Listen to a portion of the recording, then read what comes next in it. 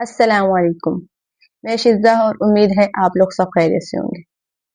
आज जो वाक़या मैं आपके साथ शेयर करूँगी, ये वाक़या हमारे ही घर और मेरे भाई और उसके दोस्तों के साथ पेश आया था। ये वाक़या मैं आपको मेरे भाई इशफाक की ज़ुबानी ही बयान करूँगी। तो आइए चलते हैं वाक़ये की तरफ। मैं इशफाक, मैं और मेरे कुछ दोस्त एक रात हमारे घर के एक कमरे में हम डरावनी कहानी की किताब लेकर कहानी पढ़ रहे थे और उस किताब में कहानी कुछ यूं लिखी हुई थी। वो खौफ से थर थर कांप रहा था, भागना चाहता था मगर पाँव गोया जमीन ने पकड़ रखे थे। पीछे मुड़ने के लिए बेचैन था मगर जिस्म साथ नहीं दे रहा था। करीब था कि वो दर्द से जमीन पर गिर जाए और बेहोश हो जाता। अचानक पीछे से किसी ने आकर इसे उठा लिया और इंतहाई तेज रफ्तारी से वहां से इसे दूर ले जाने लगा। तुम्हें वहां जाने से मना किया था, फिर तुम वहां क्यों गए? किसी ने इससे पूछा, मगर वो इतना खौफजदा था कि उसमें जवाब देने की भी हिम्मत न थी। फिर किसी ने इसे एक आरामदेह बिस्तर पर लेटा दिया। आहिस्ता आहिस्ता इसे अपने कानों में मुख्तलिफ किस्म की आवाजें सुनाई देने लगी। कुछ देर तक बिनबिनाहट सुनाई दी। फिर इसे समझ में आने लगा, इसकी अम्मी कह रही थी अब इसे जंगल की तरफ जाने नहीं देना। वहां अंधेरा बहुत है, ये अंधेरे से डर जाता है। अंधेरा सुनकर इसकी आंखों के सामने फिर वही डरावना मंजर घूमने लगा। कितनी खौफनाक बलाएं थी। वो फिर खौफ से थर थर कांपने लगा। ये होश में आ रहा है। अब्बू की आवाज आई। अरे मगर इसका जिस्म इतना कांप क्यों रहा है? ये इसकी अम्मी की आवाज थी। बेटा उठो, आंखें खोलो ना बेटा। अम्मी ने इसे झंझोड़ा। मैं अब वहां नहीं जाऊंगा, मैं अब वहां नहीं जाऊंगा। वो कांपते हुए एक ही रट लगा रहा था। इसकी अम्मी और अब्बू ने एक दूसरे को तशवीश ज़दा निगाहों से देखा। एकदम से वहां अंधेरा छा गया और बादलों के गरजने की आवाजें आने लगी। बाहर बहुत तेज बारिश हो रही थी। बिजली की खड़क की वजह से वक्फे वक्फे से कमरे में हल्की हल्की रोशनी फैलती। मंजर बहुत खौफनाक हो गया था। मुझे बचाओ, मुझे बचाओ, वो हमारे खौफ के जोर जोर से चिल्ला रहा था और इसे फिर वो नजर आ रहा था। अभी हमने कहानी यहीं तक ही पढ़ी थी कि हम बेख्तियार रुक गए। अगरचे कहानी का काफी खौफनाक थी मगर हम पढ़ने से इस वजह से रुक गए थे कि हमारे घर की बिजली भी चली गई थी। अब सूरत हाल ये थी कि हम अंधेरे में बैठे हुए थे। कहानी की किताब हमारे हाथ में और कहानी का मंजर दिमाग में घूम रहा था। और सोने पर सुहागा ये कि हमारा कमरा भी वही नक्शा पेश कर रहा था जो कहानी का था। गुप्त अंधेरा और खिड़की से आती साए साए की करती तेज हवाएं। और फिर कुछ देर बाद हम हैरत और खौफ से उछल कर खड़े हो गए। हमें वक्तन अपने सामने एक साया सा हिलता हुआ नजर आया। कौन हो तुम? हमने बड़ी मुश्किल से ये जुमला अदा किया। अंधेरे की वजह से वो साफ नजर नहीं आ रहा था। हमने सोचा ऐसा न हो कि कहानी का मंजर दिमाग में घूम रहा हो और सामने कुछ भी न हो। हमने फिर गौर घूर कर साए की जानिब देखा तो वाकई वो साया हवा में लहरा रहा था। हम अब तक सुनते और पढ़ते आए थे कि जिन्नात का साया मेज घरों में हो जाता है, लोगों पर भी हो जाता है।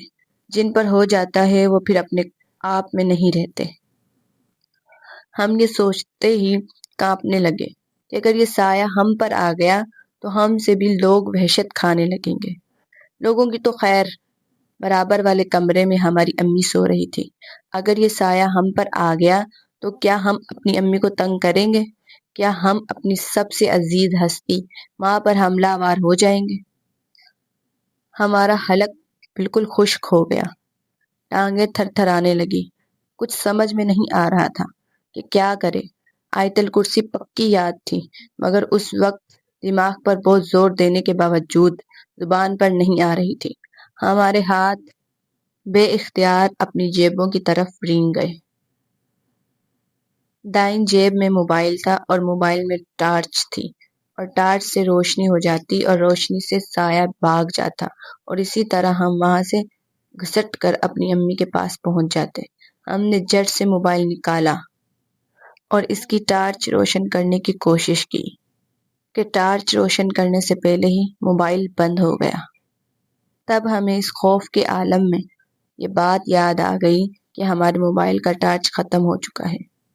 کمرے میں جو تھوڑی سی روشنی ہوئی تھی وہ دوبارہ تاریکی اور ایک عدد خوفناک سائے کی صورت میں تبدیل ہو گئی۔ ایک خوفناک احتمال یہ بھی دماغ میں آیا کہ اگر یہ سایہ ہماری بجائے ہماری امی پر چلا جائے تو کیا ہوگا؟ ہماری انتہا محبت کرنے والی امی ہمارے لیے جان لیوا بھی ثابت ہو سکتی ہے، اور پھر ہمیں اپنے بچاؤ کے لیے اپنی امی پر ہاتھ اٹھانا پڑتا۔ توبہ توبہ! ایک سائے اور اس سے متعلق اتنے سارے خوفناک خیالات نے ہمارے دماغ کی چولیں ہلا کر رکھ دی۔ ہم نے دل ہی دل میں اللہ تعالیٰ کو یاد کرنا شروع کر دیا، اور پھر اللہ تعالیٰ کی طرف سے ہمیں مدد حاصل ہونا شروع ہو گئی۔ سچ ہے، جو مصیبت میں اللہ تعالیٰ کو یاد کرتے ہیں انہیں اللہ تعالیٰ کی مدد ضرور ملتی ہے۔ ایک وہی تو ذات ہے جو ہر مصیبت اور پریشانی میں ہمارے لیے سہارا بنتی ہے۔ اس کے سوا کوئی ایسی ذات نہیں جسے ہم اپنی ہر قسم کی پریشانی میں یاد رکھ سکیں۔ اور ہمارے دماغ میں یہ خیال بھی آیا کہ جس ذات نے ہمیں پیدا کیا ہے اس سائے کو بھی اس نے تو بنایا ہے، اگر وہ ہماری مدد کرے تو یہ سایہ کیا، اس جیسے ہزاروں سائے بھی ہمارا کچھ نہیں بگاڑ سکیں گے۔ ہاں، تو ہم بتا رہے تھے کہ اللہ تعالیٰ کی طرف سے ہمیں مدد ملنا شروع ہو گئی۔ وہ اس طرح کہ ہماری زبان پر آہستہ آہستہ آیت الکرسی کے الفاظ جاری ہونے لگے۔ جوں جوں ہم آیت الکرسی پڑھتے گئے ہمیں اطمینان کی کیفیت حاصل ہوتی گئی، اور پھر جیسے ہی آیت الکرسی ختم ہوئی ایک دم سے بجلی آ گئی۔ الحمدللہ!